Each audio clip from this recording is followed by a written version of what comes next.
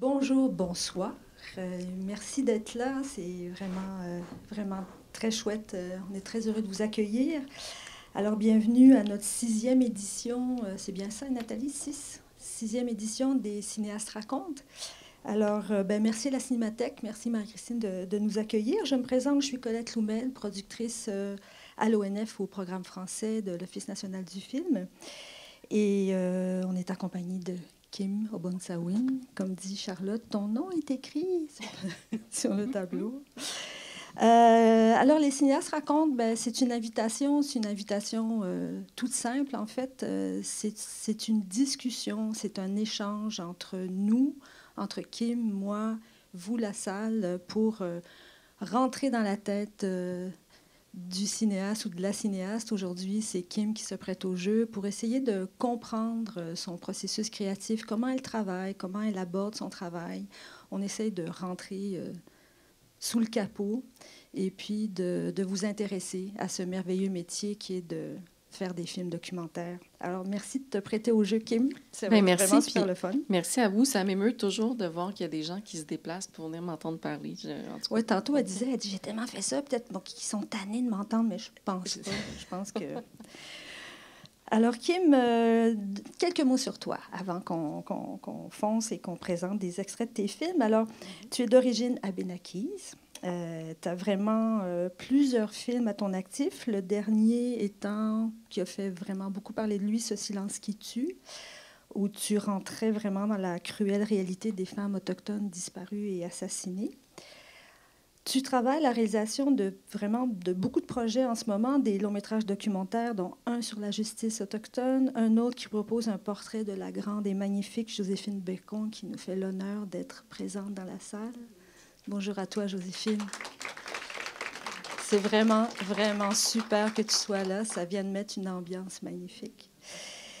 C'est juste qu'il faut que je sois à la hauteur. Oui, fais semblant qu'elle n'est pas là. Et puis, en ce moment, tu es en tournage un film sur l'enfance, dont on parlera tout à l'heure. Fait qu'on peut dire que tu es dans une excellente période de ta carrière. Est-ce qu'on peut dire ça? Oui. Ça n'a pas toujours été comme ça. Comment en es-tu arrivé là? Comment tu expliques cette accélération de projet? Puis, peut-être, avant d'arriver à la période d'accélération, comment t'en es venu au cinéma? Dis-nous un petit peu ton parcours. Comment tu as commencé? Je dis souvent que le cinéma m'a trouvé, m'est tombé dessus. Je pensais vraiment pas faire ça dans la vie. Moi, j'ai fait une maîtrise en sociologie que j'ai fini en 2009 quand même. Ça fait déjà un moment. Et puis, évidemment, j'étais super interpellée par tous les enjeux qui touchent les Premières Nations déjà. C'est drôle parce qu'à l'époque, quand j'ai fait mon bac puis ma maîtrise à l'UQAM, qui est quand même une université super engagée, et tout ça, il n'y avait aucun cours qui se donnait sur les réalités autochtones. Aujourd'hui, on a vu naître des certificats, je pense qu'il y a même une majeure en études autochtones. Puis j'ai eu la chance d'aller présenter ce film dont tu parlais, Ce silence qui tue, donc à ces étudiants-là. Puis c'était toute la cohorte, il était comme 250. Et puis, il y avait peut-être 3-4 autochtones là, dans la salle de classe. Donc, vraiment, un nouvel engouement. Mais moi, à l'époque où j'étais étudiante, c'était pas le cas du tout. Donc, j'ai dû moi-même me former en consacrant tous mes travaux. J'utilisais toutes les opportunités que j'avais de creuser le sujet parce que c'était devenu une forme, en quelque sorte, de quête identitaire parce que j'ai grandi à Montréal. La famille Obonsawin, ça fait longtemps qu'elle est... Donc, les Abénaquis, on est majoritairement situés à Odanak, donc une petite communauté autochtone près de Sorel. Et puis, il y a eu un exode assez important vers la ville dans les années 40-50. Et puis, c'est un peu ce que ma famille a subi. Et puis, perdre la langue, acculturation, etc. Puis, j'ai eu la chance de naître dans une famille où mon papa, qui s'est marié avec une non-autochtone, mais avec un papa qui était très, très fier de ses origines, sans trop savoir ce que ça voulait dire. Donc, il y avait ça en lui. Donc, il m'enseignait certaines choses, mais sans savoir que, dans le fond, ce qu'il m'enseignait, c'était notre culture. Il ne l'intellectualisait pas comme ça. Puis moi, ça m'a pris du temps avant de comprendre aussi. Et puis, donc, à travers cette démarche universitaire-là, j'ai donc fait une maîtrise, puis je me suis intéressée au racisme puis à la discrimination. Et Marie-André qui est là, allô? J'étais encore plus gênée. Regarde pas, regarde pas. Super poète, tout le monde. Voilà. Donc, c'est ça. Donc, je faisais ma maîtrise sur les enjeux qui touchent les Autochtones qui viennent vivre en ville ou s'installer en ville ou qui se sont installés en ville. Donc, bon, en tout cas, il y en a qui diraient que j'ai fait une maîtrise sur moi, mais... et puis, j'ai fait une étude de cas dans 3, donc à Val-d'Or, à Sept-Îles et puis à Montréal. Et puis, il y a un réalisateur qui a entendu parler de moi parce que, qui s'appelle, je vais le citer parce qu'il a été très, très important dans ma carrière, qui s'appelle Guillaume Lenergan, qui faisait beaucoup, beaucoup de documentaires à l'époque, puis maintenant qui est plus en fiction. Et puis, je sais pas, il m'a déniché, puis je suis devenue, sans m'en rendre compte, protagoniste d'une série documentaire pour APTN. Et puis, je me suis embarquée là-dedans sans trop savoir dans quoi je m'embarquais. Je connaissais pas pantoute la télé. Tu sais, j'étais vraiment une sociologue. Puis moi, j'allais aller enseigner les réalités autochtones au cégep. C'était ça, dans ma tête, mon chemin. Et puis, en me mettant à faire cette série-là, j'ai réalisé que j'aimais pas tant que ça, être devant la caméra, mais je trouvais que ça avait donc l'air intéressant d'être derrière. Donc, fait que j'ai demandé, j'ai dit, hey, si tu as besoin d'aide, tu sais, je suis à la maîtrise, je suis un peu pauvre, j'ai toujours besoin de petits contrats. Fait que c'est pas tombé dans l'oreille d'un sourd. L'année d'après, il m'a embauchée comme recherchiste puis assistante à la réalisation. Puis là, ben, j'ai compris que moi, mon moyen de faire cette éducation-là, tu sais, j'ai toujours voulu créer des ponts. D'abord, j'ai jamais compris comment ça se fait. Moi, je me connaissais pas moi-même avant d'arriver à 16 ou 17 ans, puis de comprendre d'où je venais. Puis à cette époque-là, il y a 10 ans, et ça fait pas si longtemps, là, mais personne parlait de nous, personne parlait des enjeux autochtones. Puis c'était une grande incompréhension pour moi. Donc, je me suis dit, je vais utiliser... en fait, mon but, c'était de rentrer dans le salon des gens à l'époque. Avec le cinéma. Avec le cinéma, mais la télé aussi. Télé, hein, on fait cette distinction-là. Des fois, moi, je me dis, peu importe le moyen, il faut... Peu importe l'écran. Peu importe l'écran, peu importe le format, il faut éduquer, il faut intéresser, parce qu'on a tellement de belles choses à faire découvrir, pas seulement des problématiques sociales. Puis c'était toujours ça, dans ce temps-là, dans les médias, c'était des reportages dévastateurs sur les taux de suicide et tout ça. Puis moi, je connaissais autre chose, d'autres réalités. Puis je me suis dit, merde, il faut absolument que quelqu'un, à un moment donné, arrive à faire ça. Donc, je me suis mis à faire de la télé principalement, donc de la série documentaire pour APTN. Je trouvais ça trippant parce que j'en découvrais beaucoup, beaucoup, beaucoup, beaucoup sur moi-même, sur les autres nations. Mais APTN, donc, c'est destiné quand même à un public assez restreint. Là, ils font beaucoup d'efforts pour élargir leur audience, mais il en reste pas moins que c'est quand même avant tout un public majoritairement autochtone. Fait qu'on a un peu l'impression de faire de la télé pour nous, ce qui est bien, mais en même temps, j'arrivais jamais à traverser cette frontière-là. Et puis, ben, tout a changé à un moment donné. Je ne sais pas, c'est une conjoncture d'événements. Il y a eu des grands mouvements militants comme Idle No More aussi qui ont éveillé beaucoup la population justement aux enjeux qui nous touchaient, puis surtout à dire, on est là encore, on n'appartient pas au passé. Puis ça a comme déboulé après ça. Puis là, ben, ça fait que j'ai trop de travail. Puis on travaille super fort avec ma gang chez Tarinou pour former une relève parce que je suis un peu tout seul dans ma gang. C'est ça, hein? Oui. On va dire que si tu as trop de travail, ça s'appelle un beau problème, je pense. C'est un beau problème, mais vraiment, ça va prendre du renfort parce que je ne suis pas tout seul. Puis il y a tellement une belle jeunesse créative, tout ça, qui attend juste des opportunités. Puis je pense que ça fait partie aussi de ma job. Puis j'en suis très fière si on réussit à faire ce qu'on veut faire, là, puis qu'on réussit à en former un ou deux autres. Je vais être vraiment contente. Je les vois pas comme de la compétition, en tout cas, ça, c'est sûr. Mais en tout cas, c'est sûr qu'il se passe de quoi de ce côté-là, puis on va prendre tout ce qui se passe. On va faire un petit saut dans le temps. Alors, on va Commençons par ton premier film. C'est un premier film, c'est important. Alors, ce premier film s'appelle La ligne rouge. Puis, avant d'en parler, on va passer un petit extrait. Alors, si le projectionniste pouvait déclencher l'extrait numéro 1, on va regarder un petit bout de La ligne rouge. Le premier film de Kim.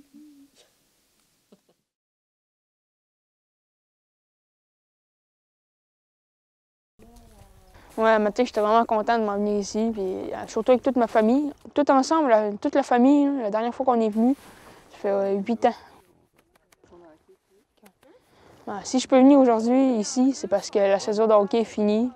Je voudrais venir plus souvent, mais le hockey m'en empêche. Je dis pas que j'aime pas le hockey, mais c'est la seule raison pourquoi je viens pas souvent. Encore faire du bruit. Encore faire du bruit. On veut leur faire.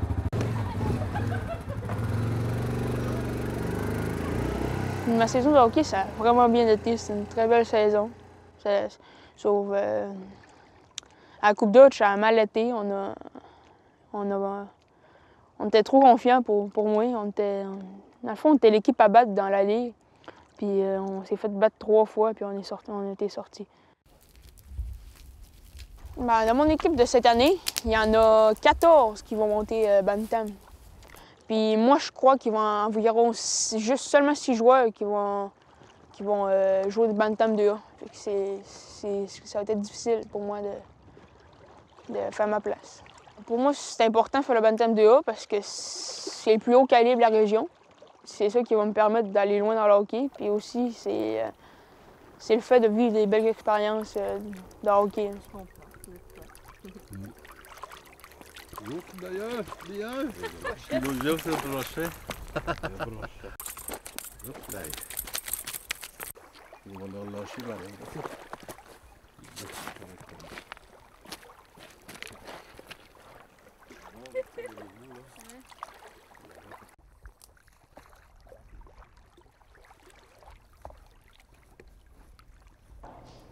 Mais en escalade, ça s'est bien déroulé. Je pense que je vais réussir mon secondaire 5. J'ai hâte de tout finir, là. J'aimerais ça revenir après, mais j'ai fini mon collège, travailler ici pour Wemont. Mais donner comme genre faire une entreprise puis donner d'autres jobs à des personnes.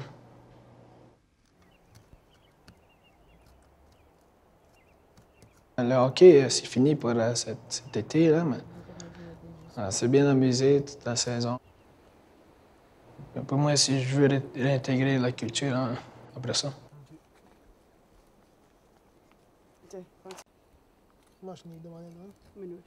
La culture, pour moi, c'est très important parce que je veux pas perdre ce que j'ai de comment enseigner, tout ça. Pour moi, la culture, c'est comme la vie pour nous autres, là.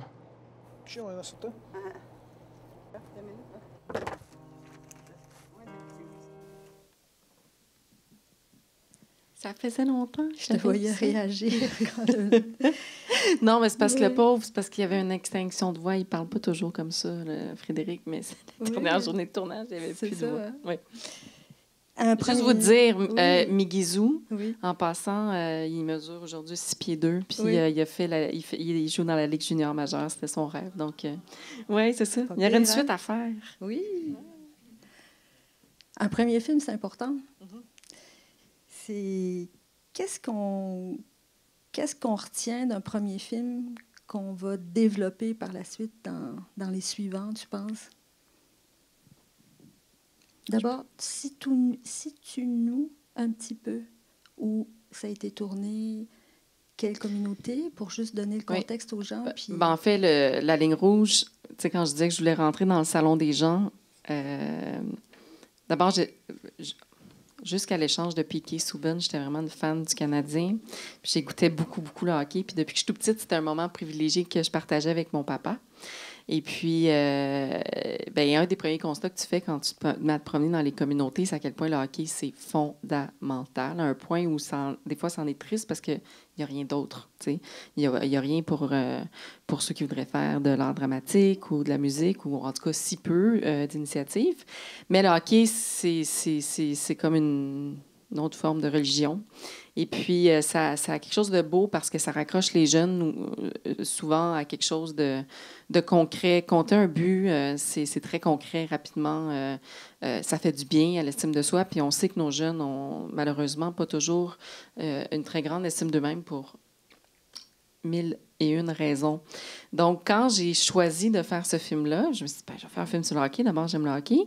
Puis en plus, c'était un peu stratégique parce que je me disais, quel beau moyen que d'intéresser les Québécois. Parce que quand j'ai fait ça, vraiment, il y a personne qui encore s'intéressait à nous, ou très peu. Et puis, ce film-là avait été financé. Quelle année c'était? 2015, peut-être? Ça fait vraiment pas longtemps. Oui. 2014? 14. 14, je pense.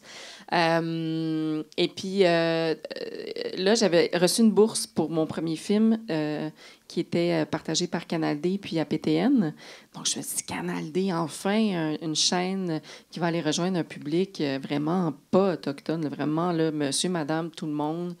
Donc, je me suis dit, ça prend un film rassembleur. Et puis, d'ailleurs, c'est ça, ça avait fait l'objet d'un article. Puis le titre, c'était ça, un premier film rassembleur. Puis j'étais là, ben, coudonc, j'ai réussi. C'était vraiment ça que je voulais faire. Et puis, où est-ce qu'on s'en allait avec ça? Ma question, c'était, en fait, c'est plus un commentaire, puis c'est peut-être même pas à propos, mais moi, je me dis, un premier film dans une carrière de cinéaste, c'est important. Ça marque quelque chose, puis on se découvre comme cinéaste. Puis je disais, qu'est-ce que tu penses que de cette première expérience-là, t'as gardé et que tu as développé dans tous les autres, ou pas? Ben, je pense que ça m'a permis de m'assurer que c'était vraiment ça que je voulais faire dans la vie. Donc là, j'ai fait, OK. Jusqu'à ce film-là, je me disais, je faisais plein d'autres petites productions. Puis je me disais, c'est le fun, je gagne ma vie, mais il va falloir à un moment donné que je me trouve une vraie job. Je trouvais que c'était un peu trop le fun pour être une vraie job. Mais là, j'ai vraiment fait, OK, il y a de quoi faire. Il y a vraiment de quoi faire. Puis j'ai toujours été très interpellée par tout ce qui touche l'enfance. Et puis, donc, on le voit dans ce film-là. Puis on le voit aussi dans presque tous les autres. Dans presque tous les autres films ou séries que j'ai faites. C'est un sujet qui me tient énormément à cœur. Donc, ça m'a confirmé cet intérêt-là aussi. Oui. Puis là, je le regarde, puis je me suis dit, mon Dieu, tu sais, c'était vraiment... c'est un peu la genèse de ce que je suis en train de faire avec l'ONF, dont j'imagine on va reparler tantôt. Mais c'est ça, j'avais goût vraiment de présenter des beaux enfants qui vont bien.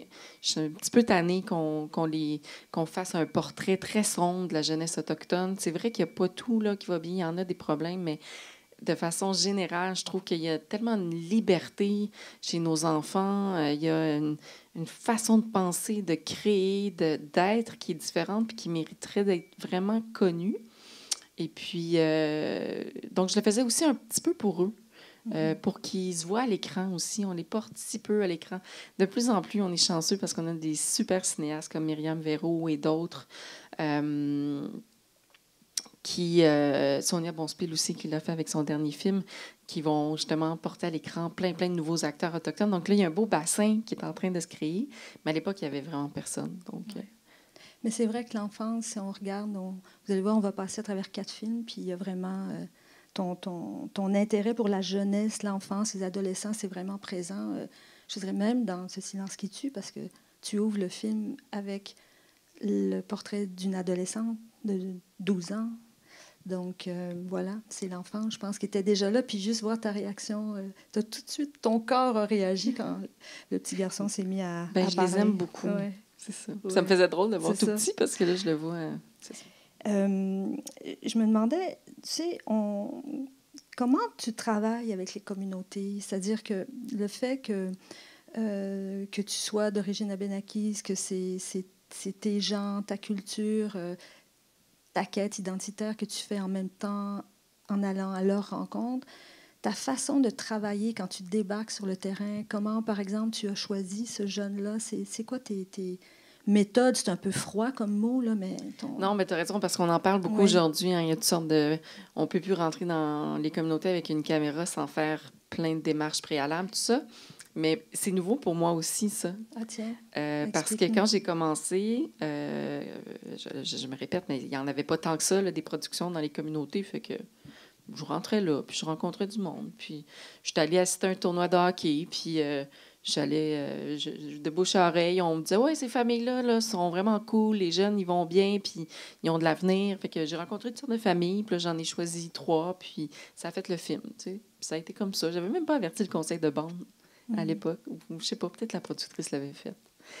Puis là, ben écoute, aujourd'hui, ça serait impensable de fonctionner comme ça. Puis je le comprends. Puis c'est une sorte de façon de respecter. Puis la première étape, évidemment, c'est de s'annoncer, d'entrer en contact avec les instances officielles. Après ça, de mettre en place toutes sortes de mécanismes de communication pour s'assurer que tout le monde comprend pourquoi on est là.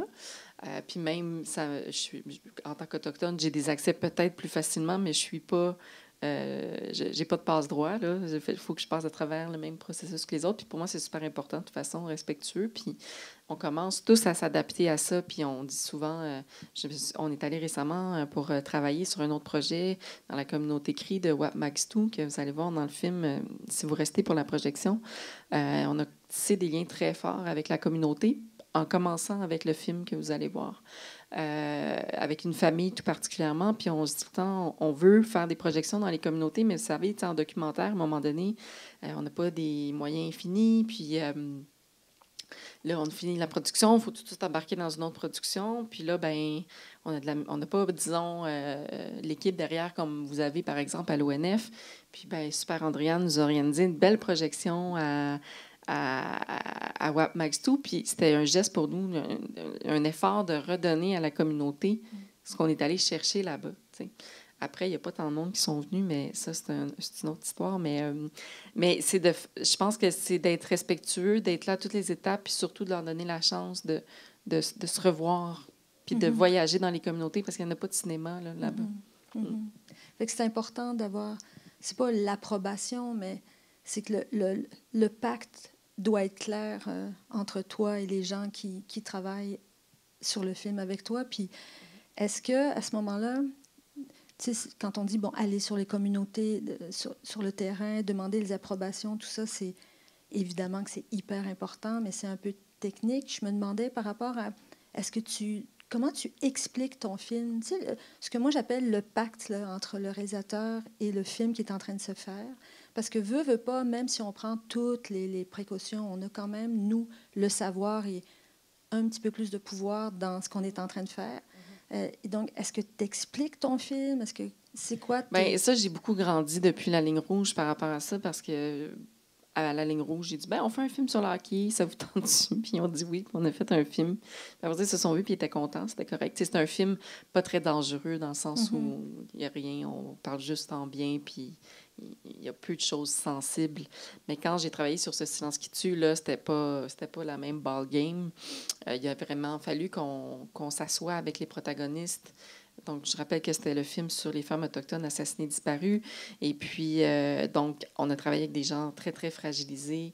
Le film, le tournage du film est à l'état de la recherche à toutes les étapes. Donc, ça réveillait chez tout le monde. On allait vraiment gratter le bobo. Puis, donc, on s'est vraiment assuré qu'ils comprenaient bien ce dans quoi ils s'embarquaient. Et on s'est surtout assuré de mettre des ressources en place pour que quand on part...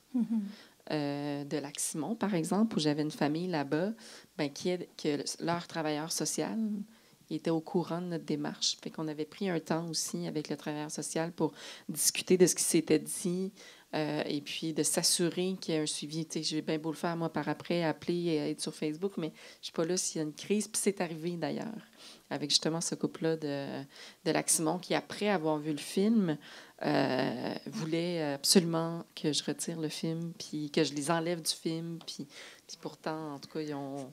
La fin de l'histoire fait qu'on est devenus des amis. Puis aujourd'hui, ils me remercient, puis ils trouvent que c'est la plus belle expérience à laquelle ils ont participé. Mais sur le coup, c'était tellement sensible.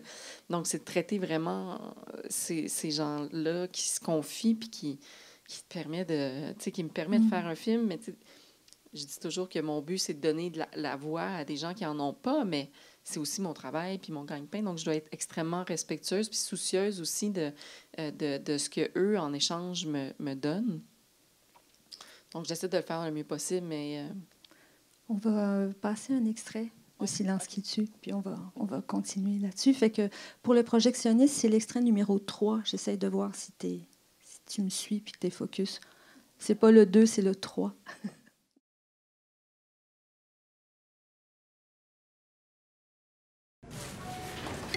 Good afternoon.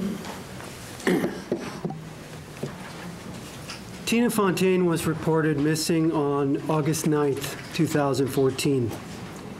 Her body was recovered from the Red River on August 17th, 2014. Her death has been investigated as a homicide. The murder of this child, and let's not forget she was a child, has shocked and outraged our community. And I think that outrage has resonated across our nation.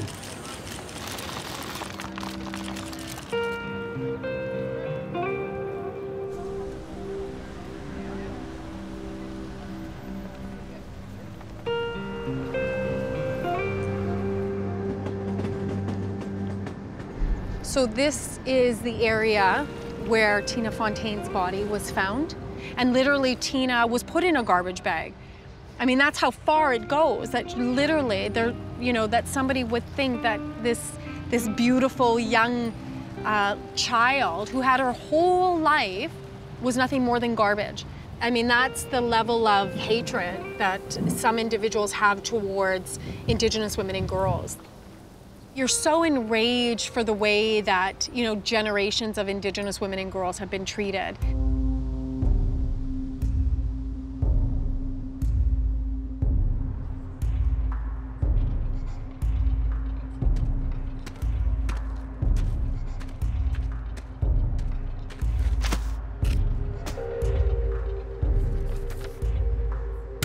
« 1181 femmes autochtones assassinées et disparues au Canada. » Quand la GRC sort son rapport en 2014, ce chiffre a l'effet d'une bombe dans les médias. Soudainement, on prend conscience d'une situation qui perdure depuis des décennies. Au Canada, les femmes autochtones ont 8 fois plus de chances d'être assassinées que n'importe quel autre citoyen canadien. Certaines sont victimes d'homicides, assassinés par un conjoint violent ou par un prédateur sexuel. D'autres ne sont jamais revenus à la maison. Partout au pays, des femmes autochtones disparaissent ou sont assassinées dans l'indifférence et l'incompréhension la plus totale. Right now, we say 1,200 missing and murdered Indigenous women and girls, but that's not accurate. What is the number? We don't know. Nobody knows, right? I mean, some people are saying it's upwards of 2,000. Minister Carolyn Bennett said maybe upwards of 4,000. C'est un film qui est vraiment pas passé inaperçu. Je me rappelle de l'avoir vu il y a 2 ans au Rendez-vous du cinéma québécois. Je me rappelle de l'énergie qu'il y avait eu dans la salle à ce moment-là, toutes ces femmes qui s'étaient levées. À la première. À la première. Et puis je me disais, toute cette charge et puis l'importance d'aller dans des sujets comme celui-là. Mais je me disais, comme toi, comme réalisatrice, comment tu as fait ce voyage-là? Ça ne devait pas être facile, vraiment. Oui puis non, en fait. C'est sûr que c'est un enjeu qui me touche depuis bien longtemps avant que j'ai même pensé faire un film là-dessus. En fait, je ne pensais pas faire un film là-dessus. Comment ça a commencé? Bien, c'est ça. Ben, en fait, j'ai 2 filles formidables, 2 petites Abénakis. Lui, c'est un garçon. C'est pas le mien. Non, mais donc, évidemment que nous, en tout cas, les femmes autochtones, les hommes autochtones, on sait depuis bien longtemps que ça dure depuis les années 60, en fait, ces disparitions puis ces assassinats de femmes. Ça fait depuis les années 60 que les femmes autochtones militent. Et puis, il a fallu attendre la mort de la jeune Tina Fontaine. J'ouvre le film avec ça. Parce que là, ça a vraiment marqué les esprits. Tu sais, elle avait 15 ans, je pense. Oui, j'ai dit 12 ans tout à l'heure. Mais c'est parce qu'elle a vraiment le visage d'une jeune fille de 12 ans. Donc là, ça a choqué tout le monde, les policiers, tout ça. Alors que c'était vraiment... ça faisait longtemps là, que nous, on demandait une enquête nationale. On se souvient qu'à l'époque, c'était Harper qui était au pouvoir puis qui disait « Non, la violence, c'est votre problème. C'est un problème de communauté. Il faut régler ce qui se passe dans vos communautés. » Alors qu'on sait que la majorité des homicides sont commis en ville, les disparitions également. Et puis, donc, j'avais lu cet ouvrage extraordinaire d'Emmanuel Walter, Sœurs volées. Puis là-dedans, il y avait carrément un film à faire là, avec ce livre-là. Et puis, je me suis dit, OK, un jour, il y a quelqu'un qui va faire un film sur ce sujet-là, mais ça ne sera pas moi. Je pense que je ne serai pas capable. Ayant 2 jeunes filles, étant si proche du sujet, j'avais peur de la charge émotive. J'avais aussi peur de me planter parce que c'est très complexe comme sujet, puis vulgariser tout ça à un public qui ne connaît vraiment rien, parce que c'est assez surprenant, des fois, de réaliser à quel point les gens sont encore aussi ignorants par rapport à qui on est. Simplement, très basiquement, les gens ne savent même pas qu'on est 11 nations. Tu sais. Donc, il faut partir de très, très loin. Fait que là, comment expliquer en 1h30 tout ça? Je trouvais que c'était un peu casse-gueule, mais là, finalement, APTN, après la ligne rouge, APTN puis Canal D avaient beaucoup aimé le film, puis ils sont venus me voir, puis ils sont venus voir Michel Rouleau, puis ils nous ont dit « On aimerait ça que vous fassiez un film sur le sujet. » Puis là, ben là, j'ai eu l'appel de la responsabilité de le faire. Et puis, donc, je suis embarquée là-dedans. Puis ça a finalement été la plus grande expérience professionnelle et humaine que j'ai pu vivre. Et puis, donc, au départ, quand je me suis embarquée dans la recherche, puis j'ai découvert des choses très, très difficiles que je ne savais même pas qui se passaient au pays. Là. Je ne sais pas s'il y en a parmi vous qui sont allés dans le downtown Eastside, à Vancouver, mais j'ai vu des choses là-bas que je ne pensais jamais voir de ma vie, encore moins dans mon pays. Donc, je suis revenue de là assez très, très, très troublée. Par contre, les gens que j'ai rencontrés, puis là, je vais citer Will Prosper qui a parlé du mot résilience parce que depuis toujours, je n'arrête pas de dire que j'haïs ce mot-là. Puis je ne sais pas trop pourquoi, mais lui, il l'a dit. Parce qu'en fait, tu es résilient parce que tu as juste appris. En fait, comment il l'a dit, non? Il dit la résilience, c'est juste d'être pris dans ta merde depuis toujours, puis ben, tu n'as pas le choix de délai avec, fait que tu survis. C'est ta condition. C'est ta condition. Donc, c'est pas d'être fort, c'est juste d'être. Tu es obligé, tu es pris avec ça. Donc, c'est pas comme une fierté de dire les femmes autochtones sont résilientes. Non, on les a laissées tomber volontairement pendant 200 ans de colonisation. C'est horrible. Donc, je parlerai plus du fait que j'ai rencontré des femmes au passé épouvantables, mais qui sont encore debout, super fortes, des femmes, je ne sais jamais comment traduire cette expression-là, mais très empowered, en fait, des femmes qui ont beaucoup de pouvoir sur elles-mêmes, finalement, puis sur leur destin, puis qui continuent à avancer dans la vie, puis à essayer de vouloir elles-mêmes changer les choses. Donc, même si elles témoignent de choses horribles, toi, tu es à côté, puis tu n'as pas le choix, là. Il faut être fort, puis reconnaître que la chance que tu as, d'avoir eu la vie que tu as, et puis reconnaître leur force. Donc, moi, ça m'a donné beaucoup, beaucoup, beaucoup de force, et ça m'a permis de relativiser beaucoup des problèmes du quotidien, disons. C'est quoi la chose essentielle que tu voulais... Quelle trace tu voulais que ce film-là laisse, en fait? C'est quoi parce que c'est beaucoup de travail, c'est beaucoup d'énergie et ça vaut la peine. Et évidemment qu'il faut le faire avec rigueur et tout, mais tu avais envie que ce film-là laisse quelle trace pour le futur? Bien, on s'était donné... Moi, le plus grand objectif que je m'étais donné, c'est de faire en sorte... Parce que ça faisait déjà un petit bout là, qu'on voyait des reportages à la télé. Vous devez vous souvenir du reportage d'enquête qui est allé à Val-d'Or, là, qui avait dévoilé au grand jour là, toutes ces allégations avec la SQ, oui. Puis tout ça. Et puis, ça, c'était au moment que j'étais en train d'écrire le scénario. Puis je me disais, c'est super bon. Ils ont fait un super travail, mais... Il y a quelque chose dans la forme journalistique qui fait qu'on n'arrive pas à passer de là à ici. Puis je l'écoute, puis je ne suis pas capable d'avoir beaucoup d'empathie pour ces femmes-là parce qu'elles m'apparaissent comme très éloignées de qui je suis, alors que pourtant, c'est des femmes comme nous. Donc, je me suis dit, je vais vraiment essayer de rentrer beaucoup, beaucoup plus loin dans leur intimité. Puis je pense que c'est ça, essentiellement, le travail de documentariste versus le travail journalistique, et puis de démontrer, justement, essayer de susciter de l'empathie chez les gens. Donc, moi, c'était le mandat que je m'étais donné. Et puis qu'à la fin du film, les gens se disent « Hey, c'est vraiment des femmes comme nous, puis on accepte ça que dans notre pays, il y a une partie des femmes, donc des femmes autochtones, qu'on laisse tomber. » Et puis, c'est odieux, puis il faut que ça cesse. Donc, ça, c'était le premier mandat que je m'étais donné. Mais après ça, je me suis dit aussi qu'on devait absolument faire, avec ce film-là, donner des clés de compréhension pour vraiment démystifier plein de préjugés qu'on a à l'égard des Premières Nations. Donc, malheureusement, je m'étais dit, je ne parlerai pas des pensionnats autochtones dans ce film-là. On en a trop parlé. Mais finalement, je n'ai pas eu le choix parce qu'on ne peut pas comprendre ce qui a mené à ce qui a vulnérabilisé autant nos femmes, qui les ont autant mis à risque, de comprendre le cercle vicieux des pensionnats. Donc, c'est ça, ça a donné ça. Puis, étrangement, je pensais que tout le monde était au courant des pensionnats. Puis, pour réaliser que je fais beaucoup, beaucoup le tour des écoles avec ce film-là, depuis que c'est sorti, ça n'a pas vraiment lâché. Et puis, je me rends compte que c'est un peu le chapitre du film qui soulève le plus les passions. Ah oui. Donc, je me suis dit qu'on n'a pas fini d'en parler des pensionnats. Les gens ne sont pas assez au courant encore aujourd'hui.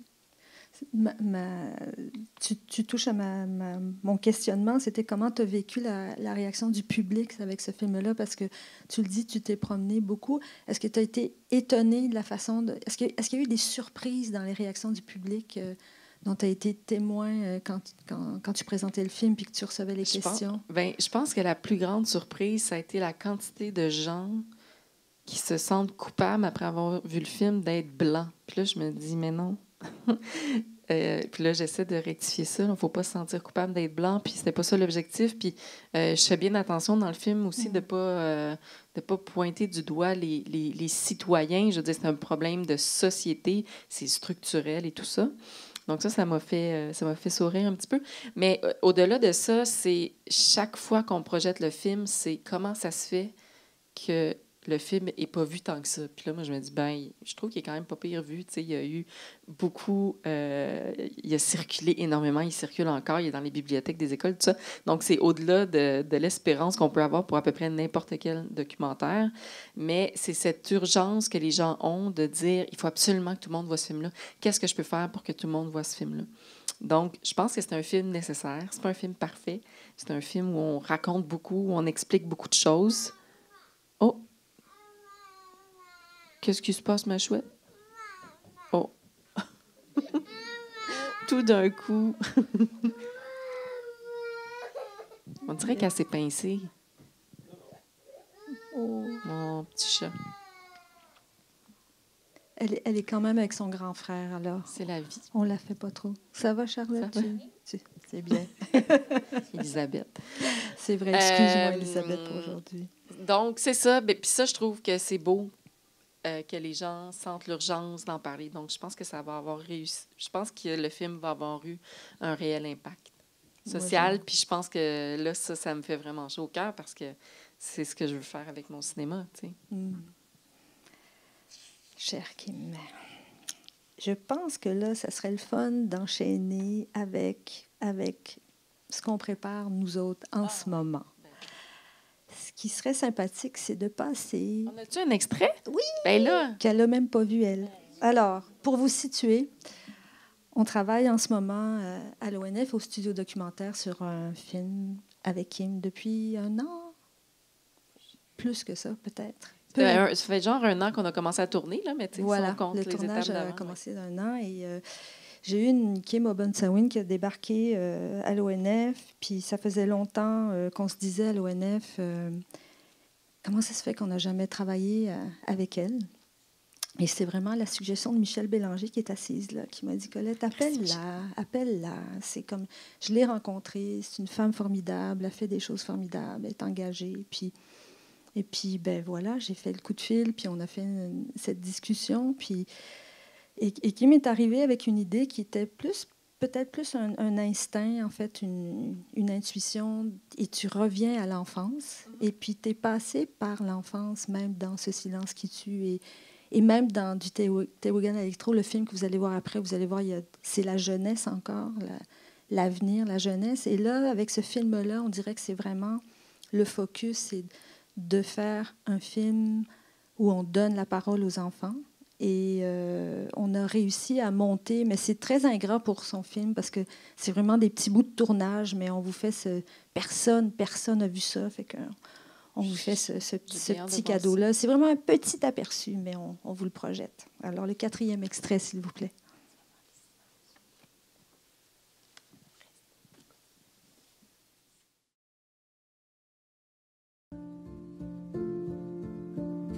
Pessamit, ça a l'air d'être un endroit fun, où tout le monde est heureux, mais tout comme d'autres villes, Pessamit a ses inconvénients. Il y a ses propres problèmes qui devraient être adressés. Je suis fière de mon père car il a arrêté de boire. Et aussi, je serais fière de ma mère pour qu'elle arrête de boire. Moi, ce que j'aime dans la communauté de Pessamit, c'est la solidarité. J'aimerais expliquer aux personnes qui écoutent ceci que ça ne veut pas dire que tu es une adolescente de Pessamit que tu vas vivre des problèmes j'ai été étudier à l'extérieur, puis j'ai vécu du racisme, disant « Ah, va retourner dans la forêt chasser les autres ». Puis ben, moi, ça m'a fait vraiment souffrir parce que personnellement, j'aime beaucoup ma culture, puis je la respecte comme tout le monde devrait la respecter. Fait que j'ai été hospitalisée, puis mis en hôpital psychiatrique pendant 3 semaines pour des tentatives de suicide en 2 semaines.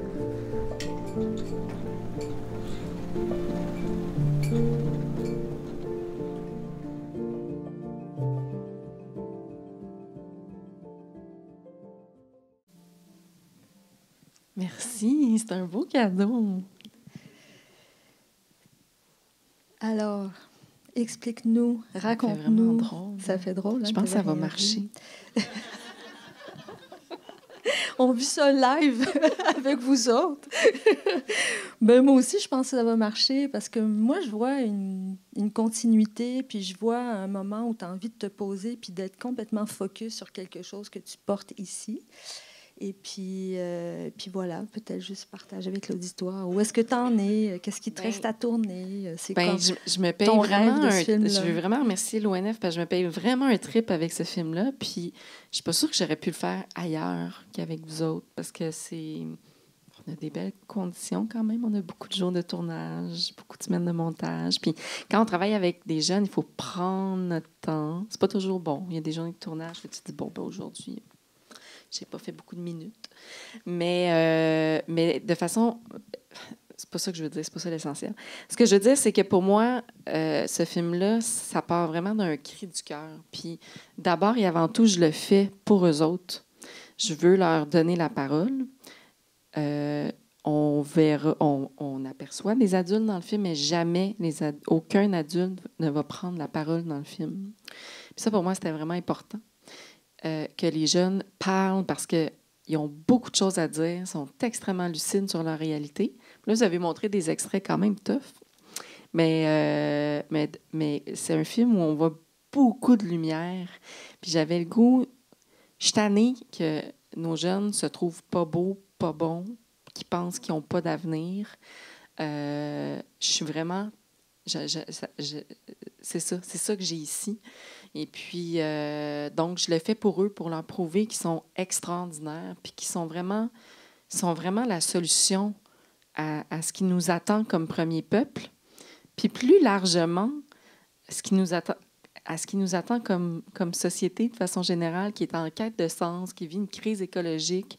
Alors là, on a une jeunesse qui est engagée, qui veut revenir à sa culture, et puis qui est très conscient du monde dans lequel il vit. Et puis, je pense que c'est sur eux autres qu'il faut miser. Donc, c'est ça. C'est ça. Je me rappelle que tu voulais, dans nos discussions, l'enfant, mais c'est aussi la famille. C'est important pour toi de dire la façon d'élever les enfants, la notion de famille et d'élever les enfants, elle est pas connue, elle est méconnue. Bien sûr, tu as raison, là, on a montré des extraits où on a ce petit garçon qui parle de la question de l'alcool de sa mère, mais c'est des bons parents. Tu sais, je me rappelle que cet aspect-là était vraiment important pour toi, mais même si tu ne filmes pas les adultes, ces enfants-là vont parler de leur père, leur mère, leur oncle, et la notion de famille, elle est quand même différente. Oui, puis il y a une jeune fille qu'on ne voit pas qui a vécu son lot d'affaires, et puis, mais qui a des parents formidables, super présents, mais qui eux aussi ont vécu leur lot d'affaires. Puis malgré tout, en fait, ça fait... Puis elle le dit, hein? Elle dit, parce que je posais la question, c'est quoi la différence entre être un jeune autochtone ou un jeune non-autochtone? Puis elle m'a répondu du tac au tac de façon très... ça m'a vraiment désarmée, sa réponse, parce que c'était tellement honnête. C'est de dire, c'est parce qu'on a tellement vu trop d'affaires qu'on n'aurait jamais dû voir. Donc, on est tellement plus vieux et mature que... En fait, trop des fois. Et puis, donc, c'est un peu ça. Donc, constat, oui, qu'il y a des difficultés, mais que ça ne veut pas dire qu'à cause de ça, l'avenir est tout sombre, tout noir. Au contraire, je pense qu'il y a des écueils. Il y en a qui vont lâcher l'école, reprendre 5 ans plus tard. Donc, c'est très loin du modèle qu'on voit, disons, des jeunes à Montréal qui vont enchaîner les études primaires, secondaires, cégep, université, maison, bébé, etc. Mais souvent, le bébé vient avant la fin du secondaire, puis là, on va arrêter un temps, on va se poser, on va faire un job, on va recommencer. Puis c'est bien correct aussi. Donc, c'est de montrer ça aussi, cette façon de voir le monde ou son avenir de façon bien différente. Souvent, le but, c'est d'avoir des enfants le plus tôt possible. Puis c'est comme ça. Puis c'est correct. C'est ça. Ça serait le temps de prendre des questions dans la salle parce que c'est le fun de parler, mais on a envie d'échanger avec vous. Alors, je ne sais pas si... Ou un commentaire, une question. Est-ce que quelqu'un veut se lancer?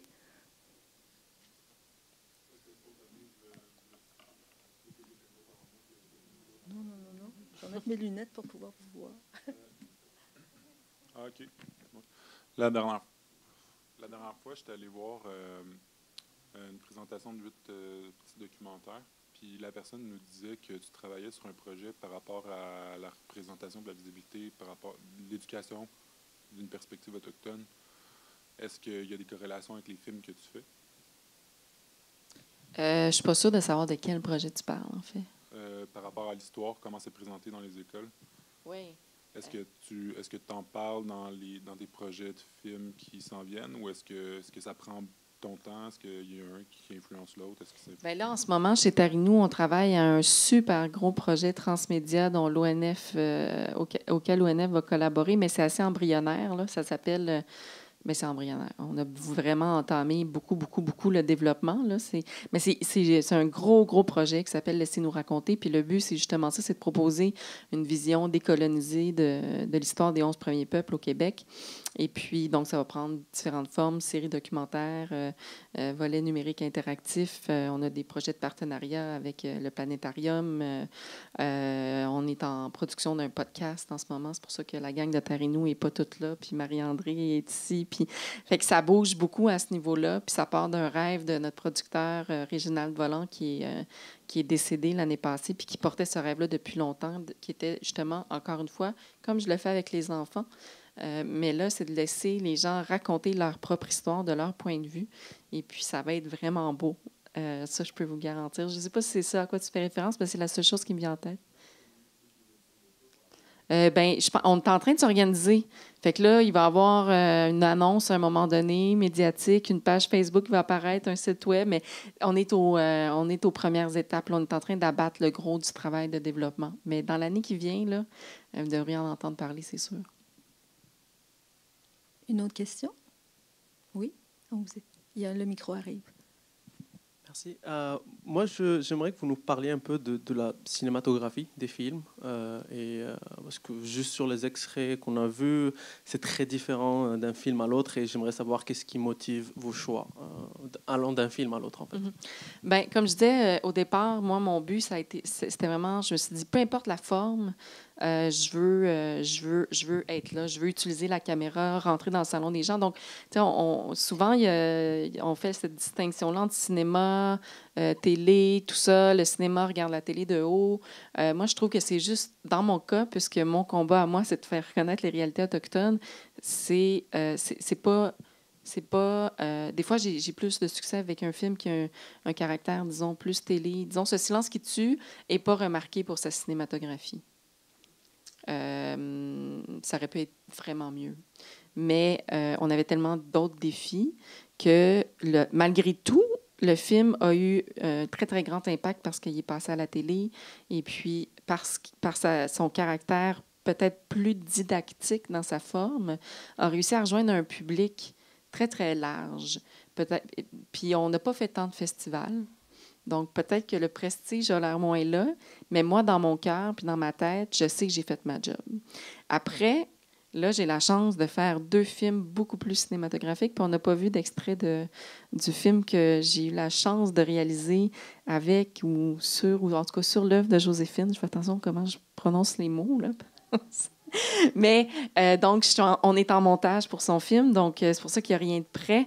Mais un peu comme ce que je fais avec Ninawas, c'est 2 films très cinématographique. Donc, en tout cas, mon ambition, c'est d'être vraiment là dans du cinéma. Et puis, c'est super cool aussi. Tu sais, comme artiste, là, on s'éclate plus dans cette forme-là, bien sûr, mais pour moi, une forme n'est pas mieux que l'autre. Puis éventuellement, on va toucher aussi à la fiction avec... on travaille, en tout cas, je suis en train de scénariser un long-métrage de fiction également. Elle manquait de projet, fait qu'elle s'est dit, tiens, pourquoi pas un long-métrage fiction en c'est pas moi qui ai décidé, animation. il arrive les projets. Bien, c'est ça. Si on m'avait dit qu'un jour, j'allais faire un long-métrage de fiction, d'animation pour adultes, j'aurais fait, mais non, ça se peut pas, Colette, tu te trompes, là, ça va jamais m'arriver. Puis non, c'est en train de m'arriver, puis c'est vraiment formidable parce qu'on travaille. Celle qui fait les dessins, là, elle vit à WAP Magstou. C'est une jeune crie, elle a 22 ans. Elle est formidable. Puis on peut juste se rendre chez elle en avion. Puis des fois, on essaie de se partager des fichiers, puis tu sais, c'est des dessins, c'est lourd, puis l'Internet n'est pas assez bon, on n'est pas capable. Fait qu'on s'envoie des disques durs, puis là, ça prend une semaine, puis c'est long. Puis on est allé la visiter l'autre fois, on est allé travailler avec elle, puis avec son père. Puis, donc, j'ai la chance de faire des projets vraiment formidables, puis travailler avec des gens extraordinaires. Mais c'est ça, il y a tellement de belles affaires qui m'arrivent. Donc, c'est ça. Ce que je voulais dire, c'est que peu importe la forme, le résultat, c'est toujours que mon souhait, c'est qu'on soit partout. Parce que c'est le temps qu'on parle de nous. Une autre question? Commentaire, réaction? Non? Bien, j'arrive, justement, je me disais, parce que malheureusement, la fin approche, ou je suis peut-être déjà dépassée. Hein? Oui, c'est ça, on me fait des signes. Non, je peux continuer? Yeah! Kim Obomsawin, éveilleuse de conscience. Tu sais... c'est un autre journaliste qui avait écrit ça. J'ai lu ça partout. C'est la journaliste du... Ça m'avait fait beaucoup. Mais c'est vrai que tu es quelqu'un qui n'a pas peur de prendre la parole dans les médias. Tu es quelqu'un qui est très engagé quand il est question de débattre aussi de la responsabilité de l'artiste, puis de s'emparer des sujets historiques et tout ça, puis de questionner... Parles-tu du Canada, là? Non, vraiment, je m'en vais pas là, pas en tout. Non, je me disais, c'est vraiment un lien avec ta démarche de réalisatrice, parce que je me disais, comment ça se vit d'être porte-parole? Parce que, tu sais, est-ce qu'un jour, tu vas faire un film qui ne porte pas sur les questions autochtones? Je me dis, ma question, c'est, quand on est autant engagé et porte-parole et de dire, moi, tous mes films, c'est pour que ma communauté soit vue et tout ce que tu nous as si brillamment expliqué durant l'heure, est-ce que c'est quelque chose qui peut être, à un moment donné, emprisonnant ou, au contraire, c'est quelque chose qui va te satisfaire et faire en sorte que tu vas t'épanouir toute ta vie en faisant des films? Je suis pas sûre que j'aime le titre porte-parole. Non, ça te convient pas. Ben, je sais pas. Je trouve, peut-être ça me gêne. Je suis pas Okay. sûre que je non, mais suis c'est correct, là. Hein? On s'en reparlera dans 40 ans. Là. J'ai encore des croûtes à manger. Puis c'est ça, en fait. La question, est-ce que tu te considères comme un porte-parole? Parce que en fait, j'ai lu tellement d'articles de journaux de toi où ça disait ça, puis je disais, tiens, j'ai envie d'en parler de ça avec toi. Ouais. Comment toi, tu te sens là-dedans? Bien, je sais pas, c'est parce que j'ai tellement d'amis que j'admire qui sont des vraies militantes. Tu sais, qui sortent dans la rue avec les pancartes, qui parlent fort, puis qui chicanent, puis tout ça. Puis moi, je suis pas capable de faire ça. C'est pas mon talent. C'est pas que je veux pas, mais je l'ai pas. Je l'ai pas. Moi, c'est ça que je fais. Donc, je sais pas si on peut être cinéaste et porte-parole. En tout cas, c'est pas... mais sinon, où je suis en ce moment, pour le moment, je me vois pas faire autre chose parce que ça assouvit un besoin très grand chez moi qui est d'en connaître toujours davantage sur les miens puis les autres, que c'est extrêmement gratifiant de le faire. Et puis, il y a encore tellement de sujets que j'ai envie d'aborder que peut-être un jour, j'aurai l'impression que je vais avoir fait le tour, puis ce sera peut-être tant mieux, puis je passerai à autre chose. Mais pour l'instant, je ne le vois pas sur mon radar. Peut-être quand tu auras 92 ans, comme Alanis Obomsawin. Mon Dieu! 52 films plus tard, je sais pas si je vais me rendre là. Moi, je pense que tu vas peut-être même l'année passée. C'est pas mon but. Ouais. Ben non, mais elle a quelque chose quand même. Elle est formidable. Je suis pas sûre qu'à son âge, je vais avoir la même énergie. On verra. Alors, peut-être pour finir, puisque le film est présenté après nous, après la discussion, il y a la projection du film du Tewigan à l'Électro. Peut-être tu peux nous dire un petit mot, raconte-nous. Ben ça, c'est comme... c'est comme mon projet chouchou. C'est comme juste, je l'ai enchaîné vraiment juste après avoir fini les tournages de Ce silence qui tue pendant que j'étais en train de le monter. Puis là tu sais, c'était lourd, puis tout ça. Puis là, il y a un moment donné, il y a Yann, qui est producteur chez Tarinou, qui laisse un message sur ma boîte vocale. Ça m'était jamais arrivé. Puis qui m'offre une job, qui m'offre de réaliser un documentaire, mais tu sais, il me l'offre sur la boîte vocale. Je veux que tu réalises un film, puis c'est ça le film. Puis là, je l'ai rappelé, je dis oui, je veux le faire parce que, bon, c'est ça portait sur la musique. Donc, du Théo-Égard à l'électro, c'est, on fait le portrait de la relève. Bien, j'aime pas ça dire relève parce que quand même des 3 artistes qui gagnent leur vie quand même en faisant leur musique, donc c'est pas rien. Donc, assez accompli, mais assez méconnu du public non autochtone. Donc, il y a Shawit, donc, qui vient de Maliotenam et qui fait du reggae en Innu. Il y a Mo Clark, qui est une artiste métisse et crie des plaines, qui vit à Montréal depuis longtemps et qui fait... c'est un peu indescriptible, son style. J'aime la comparer. C'est comme si c'était notre Björk à nous.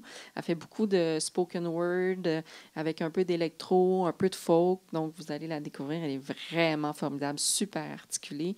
Et puis, finalement, Pakeso Mukash, donc celui qui nous a permis de tisser ces liens si précieux qu'on a aujourd'hui avec la communauté Cri de Wapmagstu, qui est la communauté Cri la plus au nord et qui côtoie la communauté Inuit la plus au sud. Donc, une communauté assez magique.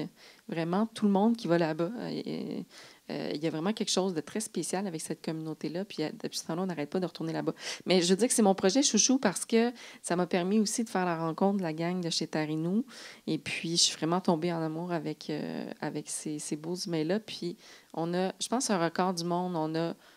tu sais, si on inclut le financement, la pré-prod, la prod, le montage puis la diffusion, ça a pris 9 mois.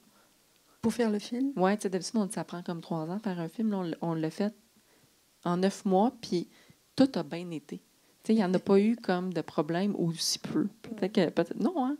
Ça a bien été. Andréane, c'est elle qui a produit le film, puis elle dit que c'était comme une belle ride de tapis volant. Tu sais, c'est ça. Puis ma monteure, elle disait que c'était comme l'accouchement de Blanche dans... Bref, on a toutes vraiment trippé à faire ce film-là. Puis moi, c'est le film préféré de mes filles. Puis je trouve que c'est un film juste le fun à regarder parce que c'est juste un voyage où on se laisse embarquer là-dedans. Puis encore là, c'est un film que j'ai fait pour la télé. Donc, tu sais, je l'ai écouté l'autre fois, ça faisait un bout. Puis là, j'étais là, hey boy, hein, il y en a des plans dans ce film-là, ça va vite. Puis j'étais en train de travailler sur 2 films beaucoup plus lents. Donc, c'est ça. C'est un film où ça va vite, il y a de la musique, on a du fun, ça déménage.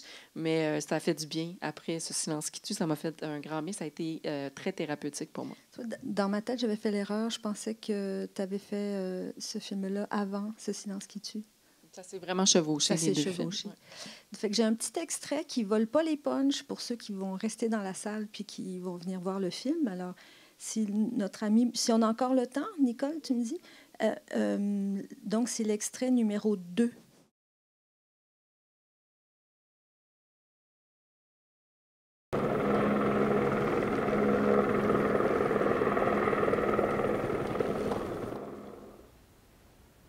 À un moment donné, Pakeso est venu me voir puis il dit « Maman, il dit, j'aimerais ça jouer de la guitare. » Je pense qu'il était peut-être en secondaire 1.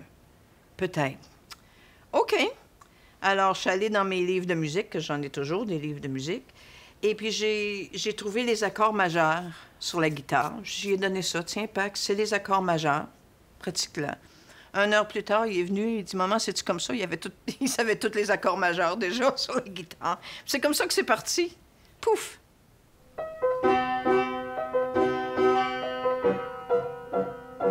Autour de moi, quand j'étais tout petite, on entendait toujours du piano à Odanak. C'était du piano classique.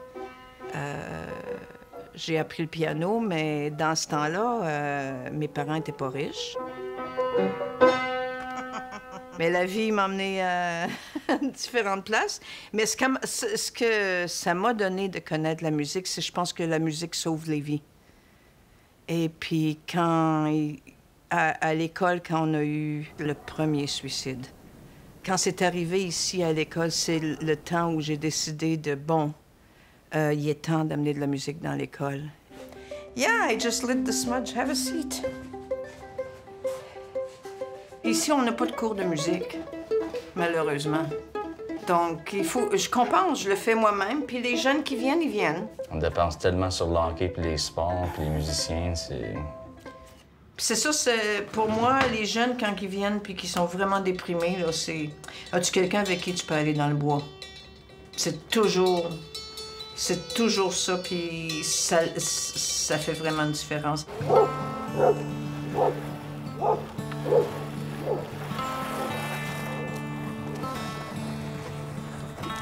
La musique sauve des vies, c'est sûr. Moi, j'en ai plein d'exemples. J'en vois des jeunes arriver ici, là. Mais quand ils entendent ce qu'ils font, quand ils sont conscients de ce qu'ils sont en train de créer, où la lumière revient, là. Tu sais, ça, je l'ai vu souvent. Je l'ai vu souvent ici. Tu sais, ici, là, c'est des jeunes qui font de la musique, là. Ils ont déjà une espèce de délinquance en eux, là, tu sais. Puis bon, regarde, sers-toi de ça, là, puis crée, invente, regarde. Profite de ta délinquance. Profite de ta délinquance pour t'exprimer. Vas-y, raconte-nous, Moi, la musique m'a sauvé. Plusieurs fois. Encore aujourd'hui.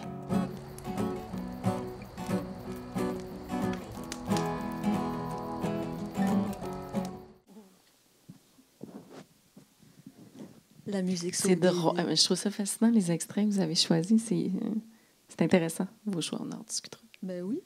C'était tout pensé. Ben oui, je le sais. Écoute. Mais en fait, je me suis trompée. Parce que je pensais que tu étais passé du hockey à ça. Puis il y a quelqu'un qui dit dans le film, ben là, tout l'argent qu'on met dans le sport, puis puis passer dans les arts. On l'entend partout, ça. Voilà, c'est ça. Hein? C'est comme, mais c'est pas en train de changer, ça, un petit peu? Est-ce que c'est quelque chose que tu remarques ou... C'est parce qu'il n'y a pas d'argent. Bon. Fait que, oui, en tout cas, overall, de ce que je vois, c'est qu'il y a très peu d'initiatives. Bien, il y en a des gens qui ont une volonté, mais souvent, c'est de les mettre sur pied. Il manque de ressources, il manque d'argent. Donc, je te dirais pas tant. Bien, pas de ce que j'ai vu, en tout cas. Mais il y a vraiment un fil conducteur, en tout cas, quand on fait l'exercice de regarder tous tes films, pas ceux sur lesquels tu es en train de travailler maintenant. Donc, j'ai très hâte de découvrir celui avec Joséphine et tout. Mais ces trois films-là, il y a une obsession de faire la démonstration que la vie est plus forte et que si on met des conditions, la vie va gagner par-dessus. En tout cas, moi, je le vois, puis dans les extraits que j'ai choisis, c'était facile. C'est là, c'est présent dans ton cinéma.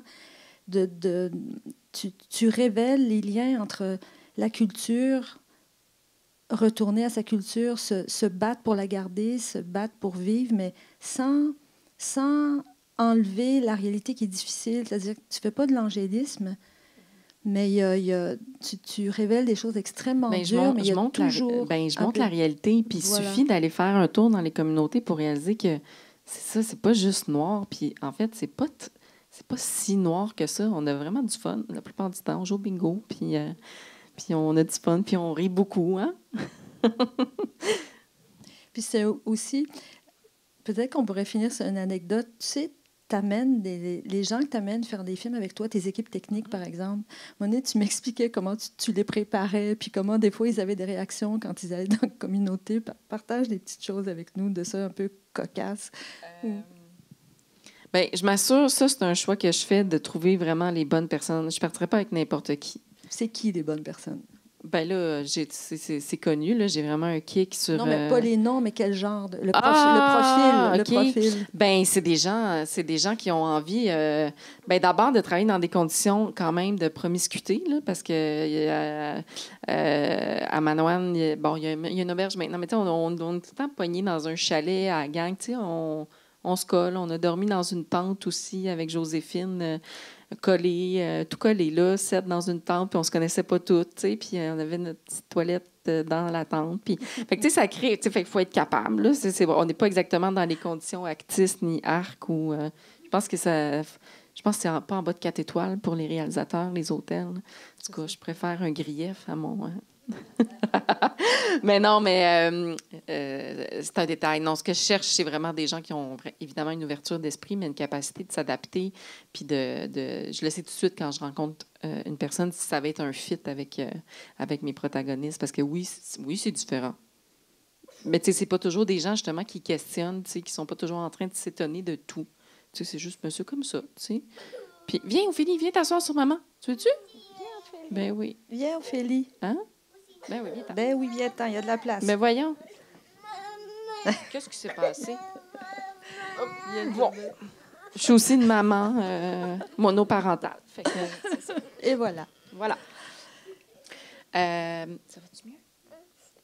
Ça va mieux. Okay. Ça prenait juste ça. Tout va bien, tout va bien. Puis qu'est-ce que je disais, donc? Je disais que... Oui, c'est ça. Donc, j'essaie de faire des choix judicieux quand je choisis mon équipe.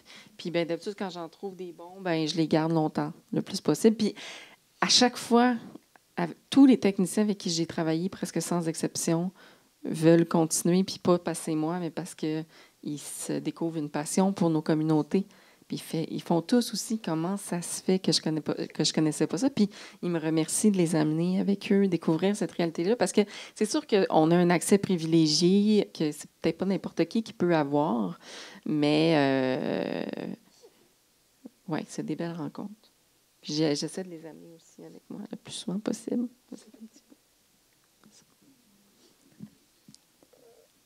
Alors, sur cette note émotive, est-ce que vous avez un petit commentaire, les filles? Elisabeth? Non? Non? On va se laisser là-dessus. Merci beaucoup, Kim. Vraiment, c'était vraiment... Merci beaucoup d'être venue. Merci. J'apprécie beaucoup.